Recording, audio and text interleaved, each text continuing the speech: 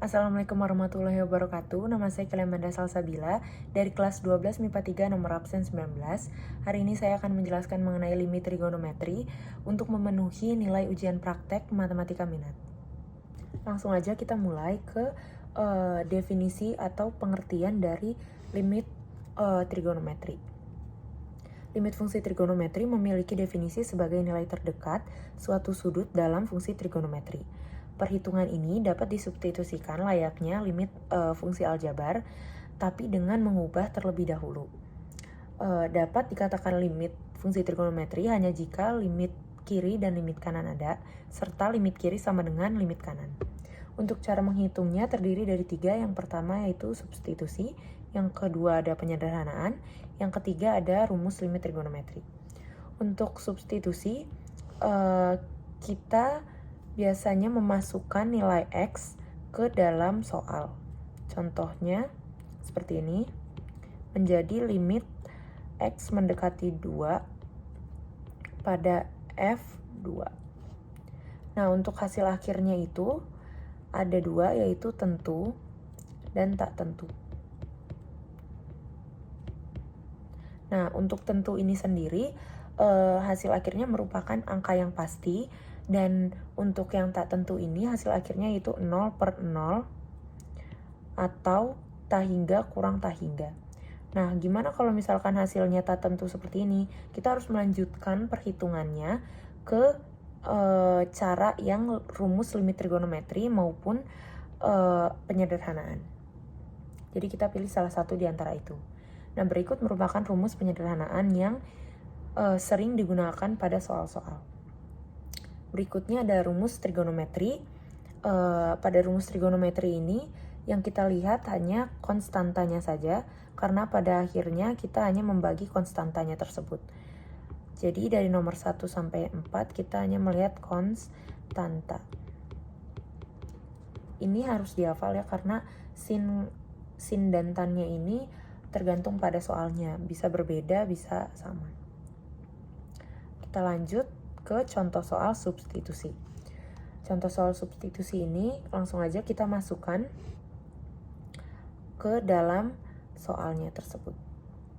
Jadi limit X mendekati pi per 2 sin 1/2 dikali pi per 2 ditambah cos pi per 2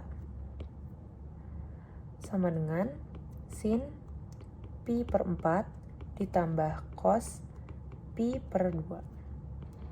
Nah, sin pi per 4 itu berapa? Sin pi per 4 itu sama dengan sin 45 derajat, yaitu 1/2 akar 2, ditambah dengan cos pi per 2, yaitu cos 90 derajat, yaitu 0. Jadi hasil akhirnya yaitu 1/2 akar 2. Ini merupakan hasil dari tentu.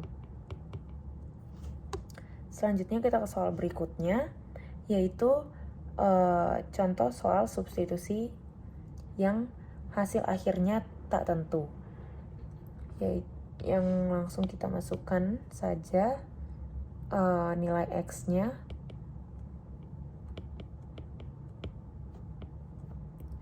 Cos 2 dikali pi per 4 per cos pi per 4 dikurang sin pi per 4. Nah, ini jadi cos pi per 2 per cos pi per 4 dikurang sin pi per 4.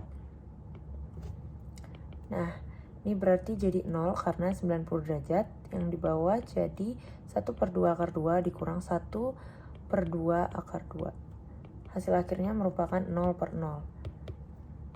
Tak tentu. Nah, ini bisa kita lanjutkan dengan penyederhanaan maupun rumus limit trigonometri. Nah, sekarang kita menggunakan soal yang tadi dengan cara penyederhanaan. Tadi berarti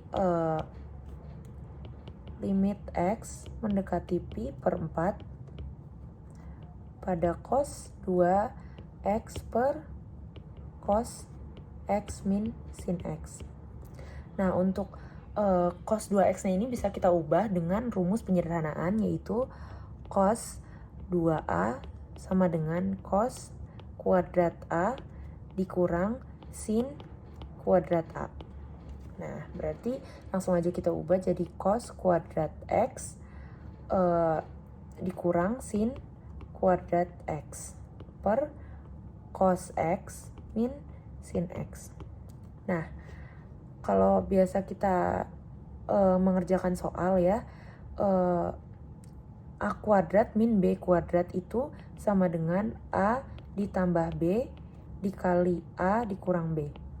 Jadi ini langsung kita ubah jadi cos X plus sin X dikali dengan cos X min sin X per cos X min sin X. Nah, di sini langsung terlihat penyebab hasilnya menjadi tak tentu, yaitu cos X min sin X pada soal tersebut. Langsung saja kita masukkan cos X ditambah sin X dan disubstitusikan menjadi cos pi per 4 ditambah sin pi per 4 sama dengan 1/2 akar 2 ditambah 1/2 akar 2 menjadi akar 2. Oke, langsung ke soal berikutnya, yaitu rumus limit trigonometri ya. Nah, untuk pada contoh soal ini kita juga menggunakan rumus yang sebagai berikut, yaitu